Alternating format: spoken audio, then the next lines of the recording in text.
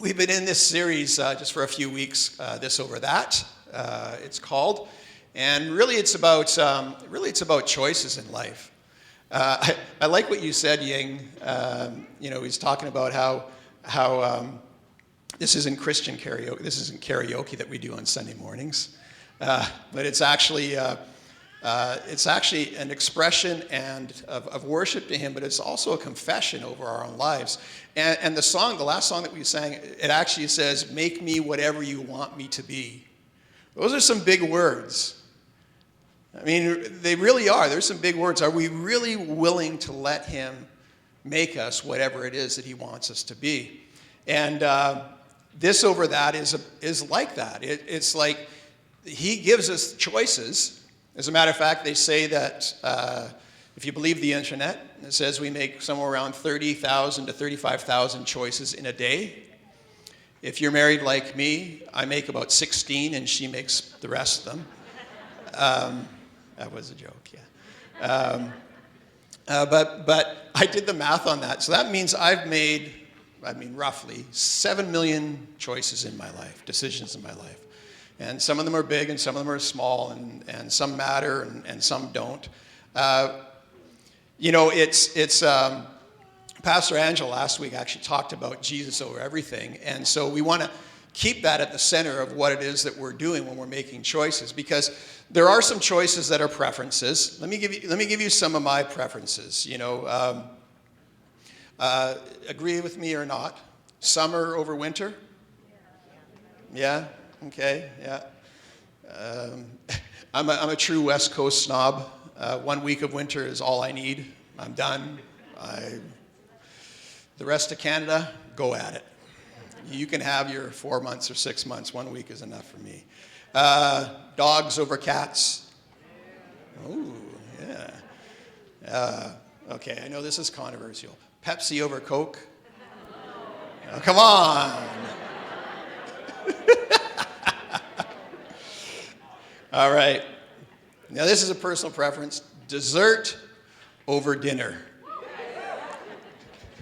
Jackie and I were across the border a few weeks ago, and when you're down there, if you're near a cheesecake factory, you got to go to Cheesecake Factory, right?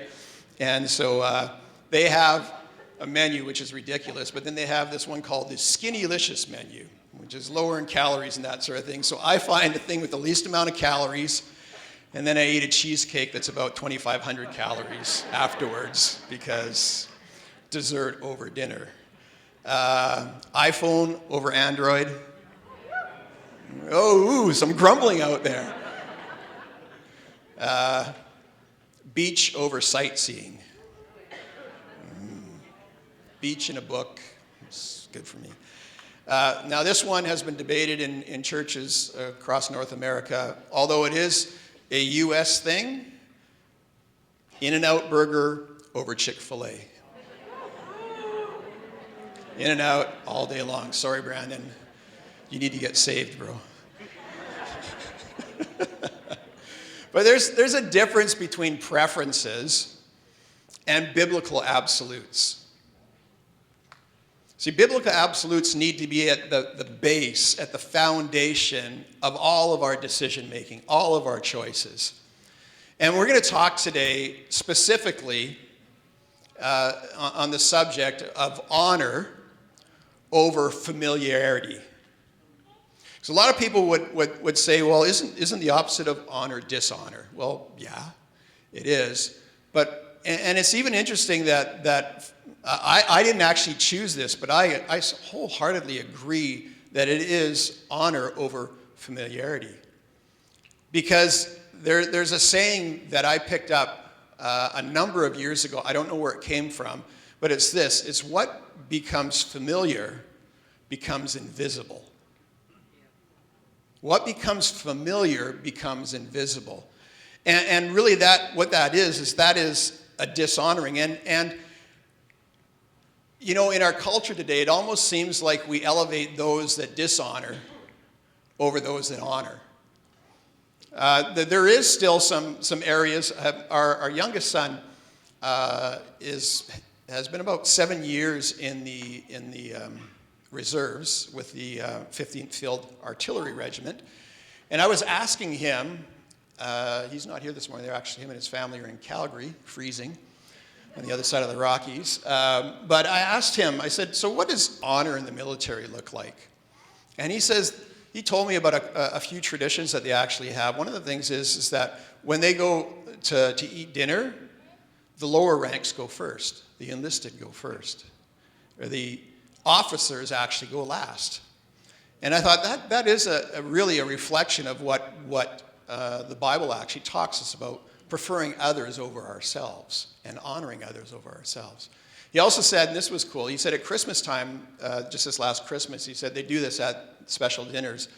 He said that the commanding officer actually exchanges his jacket with the newest recruit.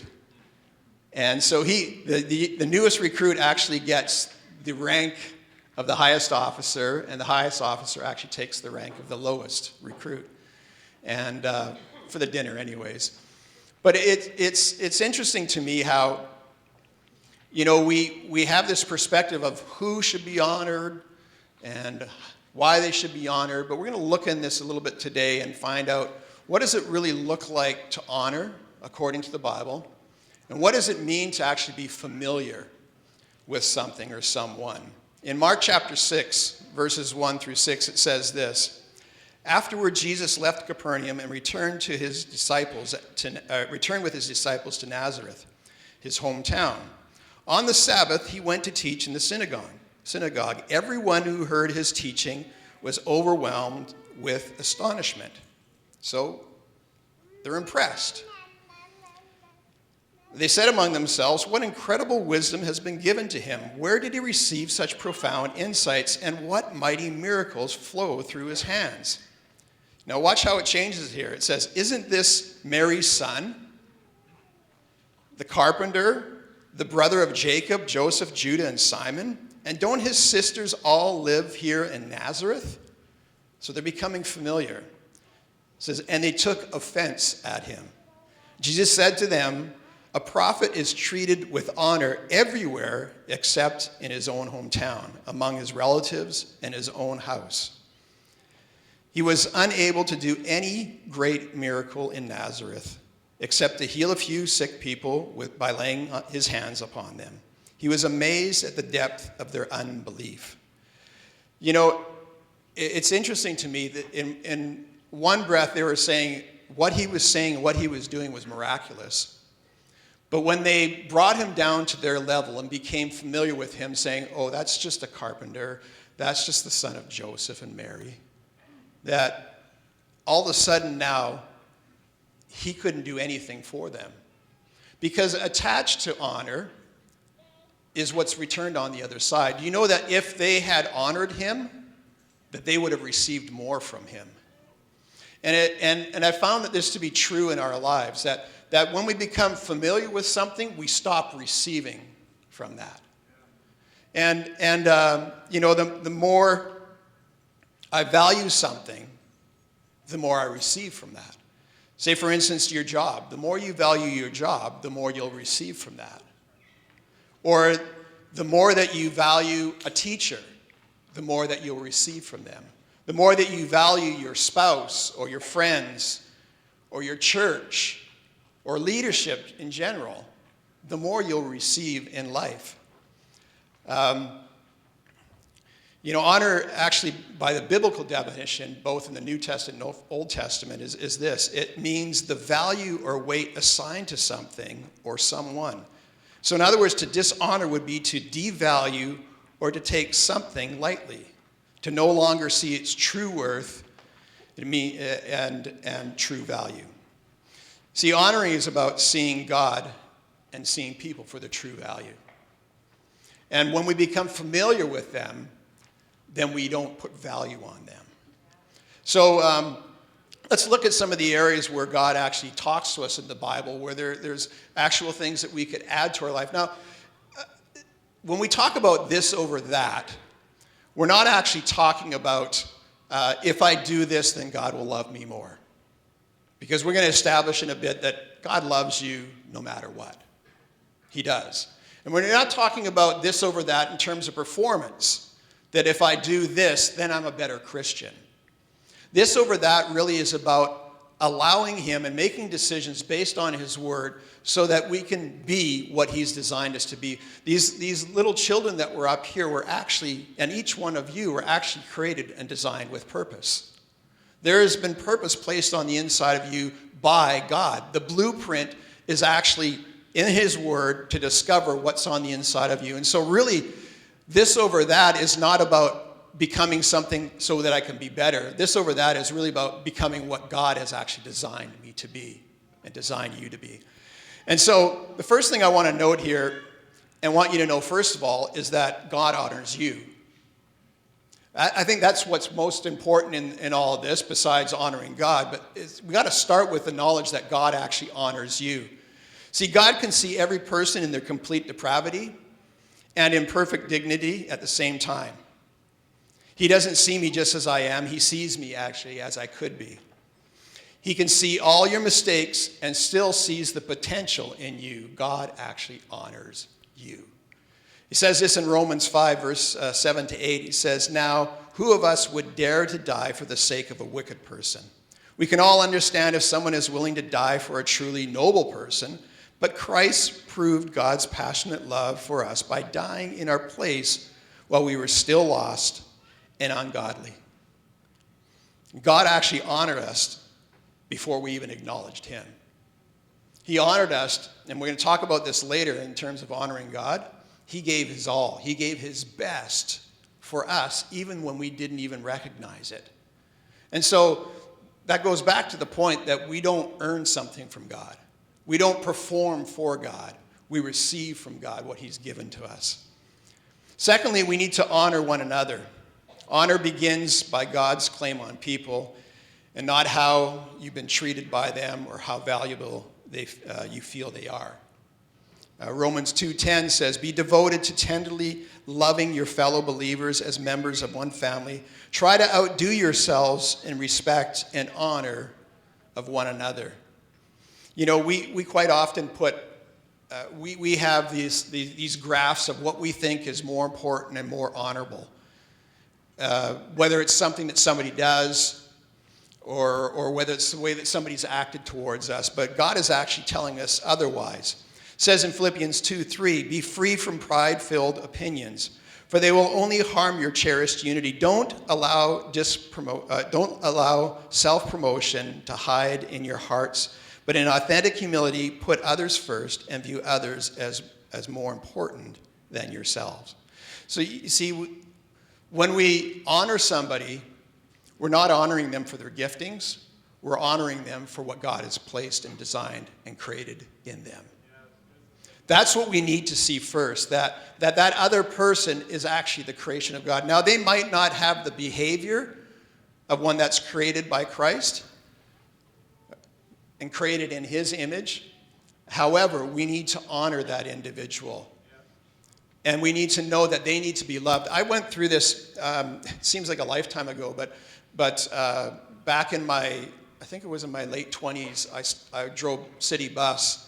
And I worked in the downtown east side, and so I saw a lot of things. I saw some things where people believed that the choices that they made didn't matter. As a matter of fact, what the belief actually is that if I had the freedom to choose anything I wanted, then that's real freedom. But what I actually saw was how absolute freedom brought absolute bondage. Because there were no borders and no boundaries, no foundation. The choices were just being made just for self-gratification, and it made the person's world smaller and smaller. And being in that environment when I worked down there and interacting with the people down there, I went through this process of first of all being afraid, and then coming to the place where it's like, okay, I'm just fighting against everything that I see down there, and I don't like this person, I don't like that person. And then eventually God worked in my heart, and I came to the place where I began to see them as God saw them. And that changed the way I actually operated and responded to them. Now, their behavior did not change, but I began to see them in a different light. And I think that when we live our lives out, when we honor other people and see them in the eyes of God, that it actually comes back to us more than necessarily that they even recognize. And this is the way we're supposed to live. Next, I want to talk to you about honor in your marriage or your relationships. It says in Hebrews 13:4, says, honor the sanctity of marriage and keep your vows of purity to one another. For God will judge sexual immorality in any form, whether single or married. You know, one of the things that I've learned, Jackie and I, we've been married for 37 years now, so much so that she calls me God. But we've been married for 37 years now. But, and it's funny, the gap is not as big as it seems. Yes, I'm now in my 60s. I don't like this. I don't like going into a new decade because it makes me seem so much older. I'm 60 now and she's 50 something. She's a few years behind me, not that far. But she was only 19 years old when we got married, and I was 22.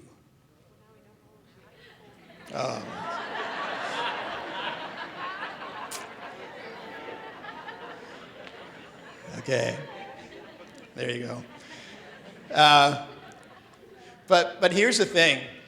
If I was going to be familiar with her by about year 3 of our marriage, I could have said, I know her. I know exactly what she's thinking. I know exactly what she's going to do. And that is becoming familiar. And really what we want to do in a covenant relationship is to continue to know that person, because the 19-year-old that I married is not the same as today. And vice versa. We've changed so much over the years.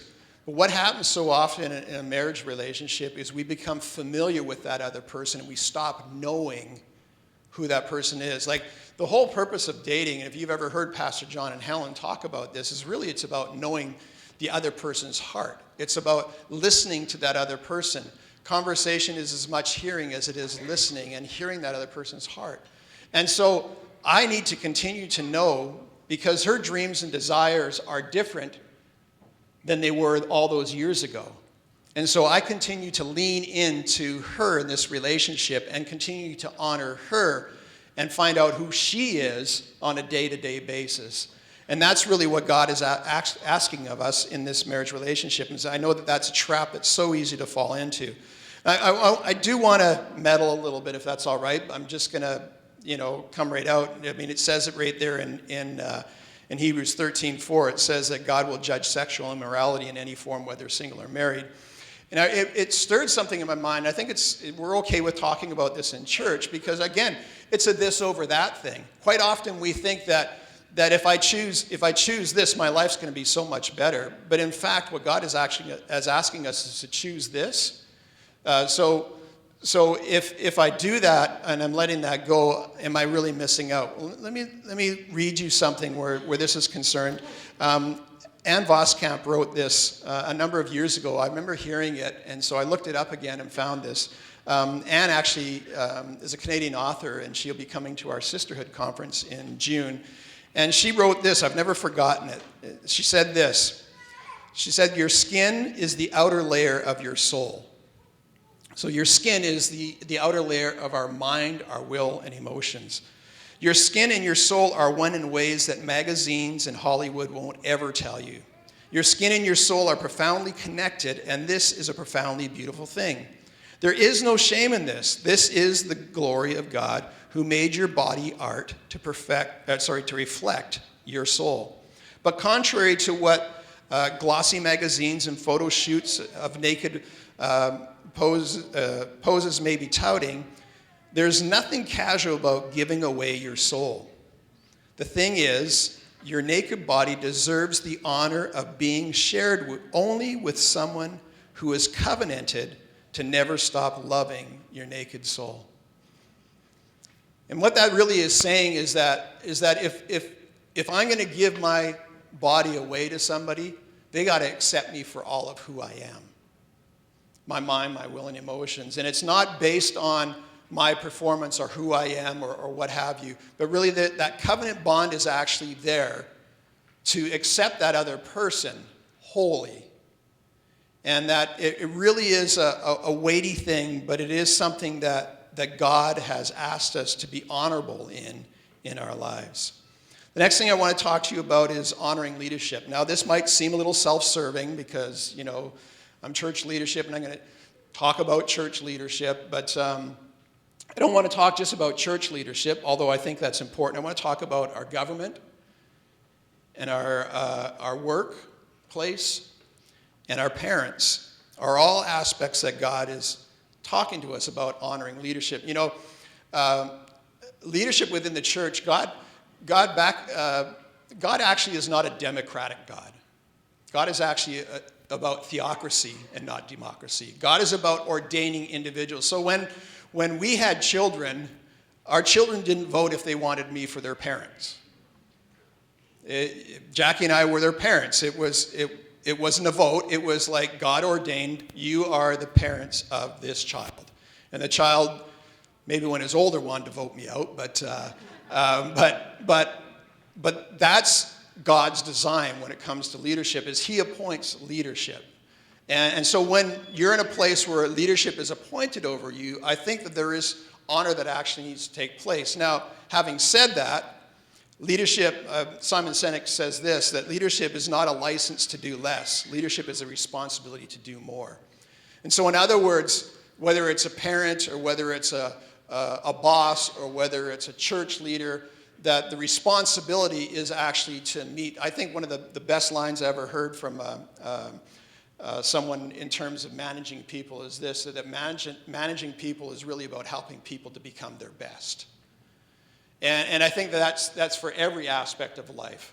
That really what it's about, it's helping somebody to become their best. So in terms of church leadership, I'm going to look back to the story of a gentleman, a king by the name of Saul. And someone who was in his kingdom, his name was David. Now, Saul was the first king of Israel. Before that, God had always had a prophet or spiritual leader over the nation. Now, the nation of Israel decided, no, they wanted a king, like everybody else. And so God said, yes, you can have a king. And so Saul was anointed king. But things went off the rail, and Saul was really not the best leader. And as a matter of fact, during his reign, a prophet came to David and anointed him the next king. And so there was this battle. As much as Saul wanted David to be around him, he also, it rubbed him the wrong way because David was actually living and making choices the way it should be, whereas Saul was not. And so Saul, was throwing spears at him. He's chasing him around the countryside, trying to get rid of David. So I'm going to pick this up at 1 Samuel 24, verses 1 to 7. It says, after Saul returned from pursuing the Philistines, he was told David is in the desert of En-Gedi. So Saul took 3,000 able young men from all Israel and set out to look for David and his men near the crags of the wild goats. He came to the sheep pens along the way. A cave was there, and Saul went in to relieve himself. Insert bathroom humor there. It's in the Bible. Went in to relieve himself. David and his men were in the far back of the same cave, and the men said, this is the day the Lord spoke of when he said to you, I will give your enemy into your hands for you to deal with as you wish. Then David crept up unnoticed and cut off the corner of Saul's robe. And now David could have taken his life because Saul didn't know he was in there. Afterward, David was conscience-stricken for having cut off the corner of his robe. He said to his men, the Lord forbid that I should do such a thing to my master, the Lord's anointed, or lay my hand on him, for he is anointed of the Lord. With these words, David sharply rebuked his men and did not allow them to attack Saul. And Saul left the cave and went on his way. Now, I'm not condoning blind followers. What I am saying, though, is that David actually honored Saul. David trusted God with the leadership that was put in place. And I think that's really quite something. It's been a reminder to me. Now, Pastor Angela has never thrown a spear at me. Or when Pastor John and Helen were at the lead, it never was they tried to do anything physical to me or remove me from this place. But there were some times that were some decisions where, I would scratch my head. But then I had to remember, you know what, God? I trust you in all this. I trust that you place leadership in there. And so that the outcome of my life is not necessarily going to be affected by an individual, but it's going to be affected by you. And so I honor what you honor. And that's what David did in this instance. It also talks about in the Bible, in 1 Timothy chapter 2, about honoring government. Now, I know it's not that the government does everything right, but listen to this. In 1 Timothy 2, 1-4, most of all, I'm writing to encourage you to pray with gratitude to God. Pray for all men with all forms of prayers and request as you intercede with intense passion. And pray for every political leader and representative so that we would be able to live tranquil, undisturbed lives. As we worship the awe-inspiring God with pure hearts, it is pleasing to our Savior God to pray for them. He longs for everyone to embrace his life and return to the full knowledge of the truth. What's interesting to me is Paul actually wrote this, talks about praying for political leaders and representatives while being under Roman occupation. That even in the hardest times, even when the government was actually against him bringing the gospel, Paul actually honored them and instructed the church to pray for them. So can I challenge you with something? I know this isn't going to be easy. As much as you complain about a political leader, can you pray for a political leader? Is that a good? Okay. All right.